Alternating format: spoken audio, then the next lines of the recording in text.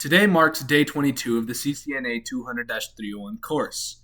We have reached section 5, and today we are covering 5.1 and 5.2. Let's do this. All right, so common types of network devices. So understanding key security concepts is essential in protecting information and systems from unauthorized access, damage, or attacks. So today, for common types of network devices, we're going to cover threats, mitigation techniques, exploits, and vulnerabilities. So let's dive in. All right, so threats. A threat is any potential danger to information or systems. It is anything that has the potential to cause harm by exploiting a vulnerability. Threats can be natural, like earthquakes or floods, or human, like hackers and malicious insiders, or environmental, like power failures. So examples are malware, like viruses, worms, and trojans. We'll get to these later. Phishing attacks, insider threats, like disgruntled employees who are like angry that they lost their job or something. And physical damage, like fire, theft. Phishing attacks is like emails. If you've ever gotten them, it's like, say, Walmart, and it's like, hey, we're Walmart, but in reality, they just want you to log into your account, and it's a fake website, and they just want your information. So that's threats. Now, vulnerabilities. A vulnerability is a weakness or flaw in the system, software, or hardware that can be exploited by a threat to gain unauthorized access to resources or cause harm. Vulnerabilities can arise from design flaws, implementation errors, or inadequate security practices. So basically, like unpatched software, weak passwords, misconfigured firewalls, and insecure application program interfaces. So examples like this, right? Vulnerability is something where there's a weak point. So if I have, you've probably seen it, like if you guys play video games, say there's a Fortnite, for example. Fortnite, say there's an unpatched piece where someone can get a glitch where they can have perfect aim. That is a vulnerability in their software. So that's basically what a vulnerability is. It's just like something that's not supposed to be there. It's a weakness that can be exploited. Now, what's an exploit?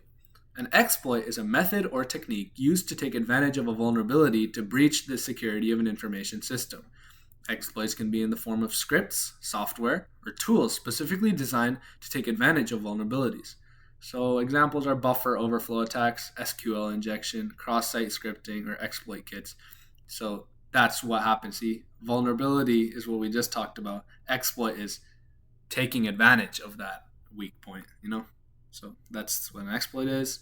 And then there's mitigation techniques. Mitigation techniques are measures and strategies implemented to reduce the risk and impact of threats and vulnerabilities. They aim to protect systems, networks, and data from exploitation. Examples would be regular software updates and patch management, strong password policies and multi-factor authentication, network segmentation and firewalls, security awareness for employees, intrusion detection and prevention systems like IPS and IDS, and then there's also data encryption. So these are just ways to avoid bad guys from ruining your system and then removing the vulnerabilities so no one can attack them. So this is just mitigation, like to make it not happen. All right. So security program elements. Now we're on to the second part, the point 5.2. We're going to start going into this now. So there's security program elements. A comprehensive security program involves multiple elements that work together to protect an organization's assets.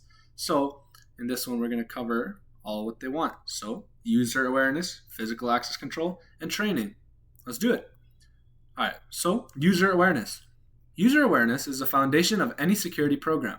It involves educating employees about the importance of security and their role in maintaining it. Awareness initiatives aim to instill a security-conscious culture within the organization. So for user awareness, you should have communication, policies, and campaigns. Communication like, hey guys, today we made an update here. Oh, make sure that you update your password every 2 weeks. It's like user awareness is to make sure everybody is knowing about security and they need to maintain it. Hey, don't share your password with someone, That's what it is. Then there's training. You need to train your employees, right? So training goes beyond awareness by providing employees with the knowledge and skills they need to protect the organization's assets. Effective training programs are tailored to different roles and responsibilities within the organization. So just general training, role-based training, regular updates, and simulated attacks. So they can practice what attacks are, like hey, there's this attack, and then they would make a honeypot or whatever, and they'd figure out how to mitigate it. Regular updates to their systems. Say there's like a worker and he has important stuff on his computer. He can't run an old OS. He has to update it so it's secure, right? The most secure at the time. Then there's role-based training, like, hey, you're the manager of finance. You can't share anything, right? You can't share our finances, and you need to make sure that your thing is like perfectly secure and you're running whatever encryption is needed to keep it safe. Then there's just general training, like, hey, don't leave your passwords written down on the table or something, right? Simple. That's what it is. Training is important. Then there's physical access control. Physical access control involves measures to prevent unauthorized physical access to an organization's facilities, equipment, and sensitive areas. It is a crucial component of overall security, ensuring that only authorized personnel can enter specific locations. So, what needs to be done is access control systems, surveillance, security personnel, physical barriers, and visitor management. So, think of this as things that will stop people who are not supposed to be there to enter the building. If there's a data center, you might notice, if you've seen one, there's lots of gates and security because they don't want you entering the data center unless you're supposed to be there. So physical access control makes sure that no one bad can just enter in and spill water on your servers maliciously, right? You need to be safe. So that's why security is important, physical barriers, surveillance is important, and you need to have access control systems like a tag to get into the building, and then identification and physical security. This is very important so that whatever you're protecting is safe. Like the organization, facilities, equipment, and sensitive areas are safe. It's very important. All right, now we're going to quiz you. And I think you should have learned everything. The video was great. So let's quiz you. Question 1, we're going to test you on key security concepts. So tell me this. Which of the following correctly describes a vulnerability in a security context? A, which is the potential danger that can exploit a weakness? Or B, a weakness or flaw in the system that can be exploited?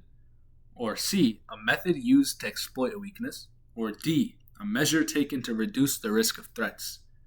You can pause the video to think on it, but the answer is B, a weakness or flaw in a system that can be exploited. The reason why is if you need a refresher, a vulnerability is a weakness that can be exploited by a threat. See? So now let's go on to question 2. Question 2 is on security program elements. So what is the primary purpose of user awareness in a security program? A, to prevent unauthorized physical access to facilities. B, to educate employees about security threats and best practices. Or C, to provide specialized training for IT staff. Or D, to monitor entry points with video surveillance. I'll give you a second. So the answer is B, to educate employees about security threats and best practices. Reason for this being, user awareness aims to inform employees about security issues and how to address them. That's what user awareness is. So I hope you got that right. Now, final question, question 3, physical access control. Which of the following is an example of physical access control measure? A, regular software updates. B, security awareness training. C, biometric scanners. Or D, simulated phishing campaigns. The answer is C, biometric scanners. And you guys need to be ready for this. For like questions like these, you'll see on the CCNA where they just use like big words to kind of confuse you and throw you off. Like they're really weird. They're weird on it. They have questions that you couldn't imagine. They'd be like, I once had a question, I can't get into it because of the NDA, but it was a word that literally never have heard of, and I'm an English speaker since my whole life, so it was crazy. It's you guys need to like be ready to have like throw off things. But biometric is like fingerprints and stuff like that. So yeah, they're used to control and restrict physical access to secure areas. All right, that's it.